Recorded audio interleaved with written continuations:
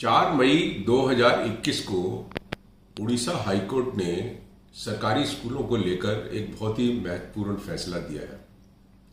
हम सब लोग जानते हैं कि 2015 में इलाहाबाद हाईकोर्ट ने एक फैसला दिया था जिसमें उन्होंने उत्तर प्रदेश की सरकार को ये डायरेक्शन दिए थे कि जो भी एम्प्लॉइज सरकारी खजाने से तनख्वाह लेते हैं, चाहे उनमें जुडिशियल ऑफिसर्स हैं या दूसरे तरीके के सरकारी ऑफिसर हैं, उन सबके बच्चों को जो है वो कंपल्सरीली सरकारी स्कूलों में जाना चाहिए। और उन्होंने ये कहा था कि अगर सरकारी स्कूलों में सरकारी लोगों के बच्चे जाने लगेंगे तो सरकारी स्कूल जो है वो अच्छे हो सकते हैं। दुर्भाग्य की बात है कि इलाहाबाद हाईकोर्ट का फैसला अभी तक तो लागू हुआ नहीं है और जो उत्तर प्रदेश में सरकारी स्कूलों की दशा है वो बद से बदतर है। अब उड़ीसा हाईकोर्ट ने जो है उड़ीसा सरकार का एक आदेश जिसमें उन्होंने ये कहा था कि जहां पे सरकारी स्कूलों में, प्राइमरी स्कूल में या अपर प्राइमरी में बच्चों की संख्या कम हो गई है, उनको दूसरे स्कूलों में मर्ज कर देंगे। एक तरीके से रैशनलाइजेशन और कंसोलिडेशन का एक ऑर्डर उन्होंने पास किया था। उड़ीसा हाईकोर्ट ने उसको खारिज कर दिया, ये कहकर कि जो राइट टू एजुकेशन एक्ट है 2009 का और जो उड़ीसा के राइट टू एजुकेशन के रूल्स है उसमें कहीं भी सरकार को ये पावर नहीं है कि वो इस तरीके से जो नेबरहुड के स्कूल्स हैं जो ऑलरेडी चल रहे हैं, जो लोकल लोगों को जो है कैटर कर रहे हैं, उनको वो बंद करके उनको कहीं और मतलब मर्ज कर दें। इसके साथ उड़ीसा हाईकोर्ट ने बड़ी इंपॉर्टेंट जो है टिप्पणियां दी हैं। एक तो ये कहा है कि जो राइट टू एजुकेशन है वो इंक्लूड करता है राइट टू सेफ एजुकेशन। इस केस में उन्होंने एक स्कूल ऐसा था कि जिसके बच्चे मर्ज करे और वो उस स्कूल में मर्ज करे जहां उनको रिजर्व फॉरेस्ट पार करके जाना पड़ेगा। तो जहां पे वो रेगुलर मतलब सड़क पार करते हैं वहां के एलिफेंट्स, तो कोर्ट ने ये कहा कि ये तो अनसेफ सिचुएशन है और गवर्नमेंट ने इसको कंसीडर नहीं किया। इसके अलावा उड़ीसा हाईकोर्ट ने बहुत ही महत्वपूर्ण जो है टिप्पणियां करी हैं उन्होंने, और वो टिप्पणियां मैं आपको शेयर करना चाहता हूं। हाईकोर्ट ने ये कहा कि जो चिल्ड्रन है एलिमेंट्री स्कूल के, वो हमारा फर्स्ट कंसर्न रहना चाहिए। फिर उन्होंने कहा कि अगर आधार ही कमजोर होगा तो उसके बाद जो है हर चीज जो है वो कमजोरी बनी रहेगी। इसलिए जो एलिमेंट्री स्टेज पर एजुकेशन है उसके ऊपर बहुत ध्यान देने की जरूरत है। फिर जो कोर्ट ने कहा वो ये कहा कि unfortunately the authorities of the system do not seem to realize this natural phenomena because they themselves have no stake in this system. They follow for their wards the other system of public and model schools which often has a sound basis. However, for the general run of the people, the only resort is the prevalent system run by different authorities who swim or sink in it. उनका कहने का मतलब ये वही था जो Allahabad high court ने भी कहा कि जो लोग स्कूलों को चलाते हैं उनके तो स्टेक है नहीं, उनके अपने बच्चे तो प्राइवेट स्कूलों में जाते हैं, तो उनका कोई इंटरेस्ट इन स्कूलों में नहीं है। उन्होंने ये भी कहा कि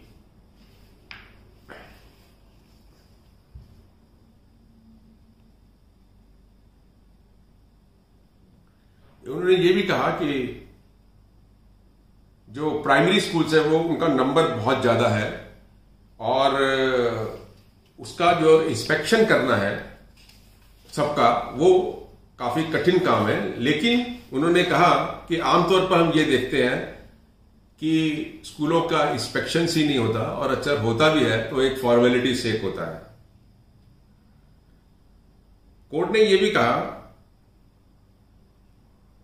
कि जो नेबरहुड में ऑलरेडी स्कूल चल रहे हैं, प्राइमरी स्कूल चल रहे हैं, चाहे वो बच्चों की स्ट्रेंथ उसमें कम है लेकिन वो पब्लिक को कैटर कर रहे हैं, और सरकार जो है वो ये देख रही है कि बच्चे कम हो गए हैं, लेकिन ये नहीं देख रही है कि ये स्थिति क्यों पैदा हुई है।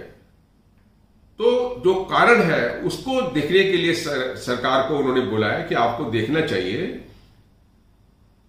उन्होंने लिखा है, there are innumerable reasons for decreasing of role strength instead of eradicating the ground difficulties merger is taken place due to the decision is taken place at the higher level without realising the ground level reality.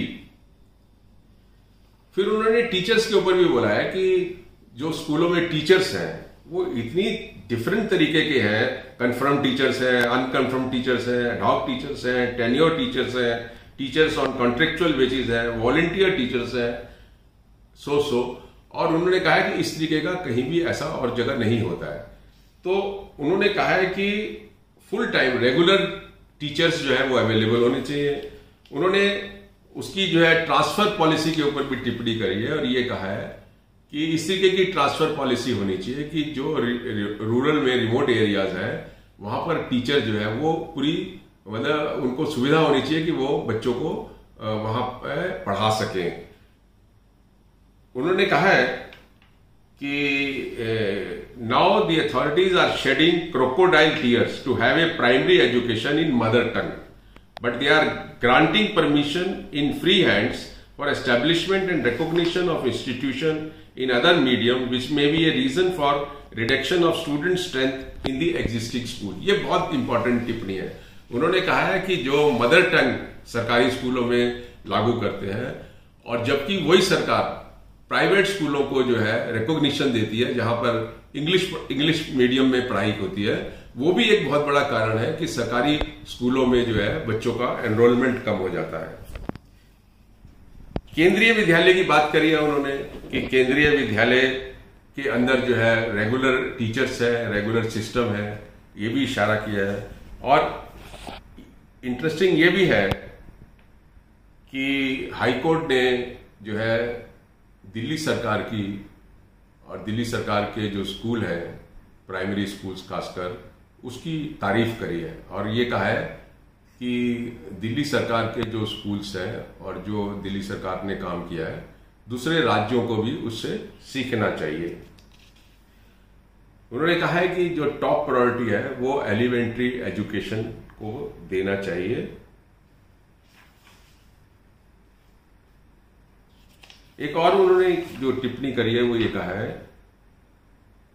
Universalization of primary education under RT act paved the way for making education accessible to all. The status of access to education in Odisha can be assessed through different indicators such as enrollment ratio, pupil-teacher ratio, dropout rate, transition rate, buildings and infrastructure in both primary and upper primary together termed as elementary and secondary schools.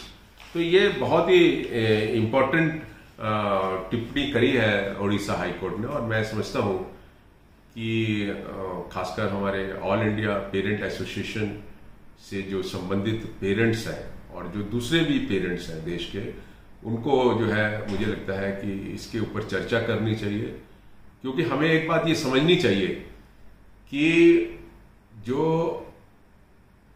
मुक्ति है parents की आज शिकार बने हुए private schools के fees के मामले में, उनकी जो मुक्ति है वो भी गवर्नमेंट स्कूल्स को अच्छा बनाने में है। तो मैं समझता हूं कि अगर गवर्नमेंट स्कूल्स हमारे देश के अच्छे बन जाते हैं और हमारा जो एक कहना है कि हिंदुस्तान के सारे गवर्नमेंट स्कूल्स को जो है कम से कम केंद्रीय विद्यालय के लेवल पे लाना चाहिए, तो मुझे लगता है कि बहुत बड़ा बदलाव इस देश में होगा। Thank you.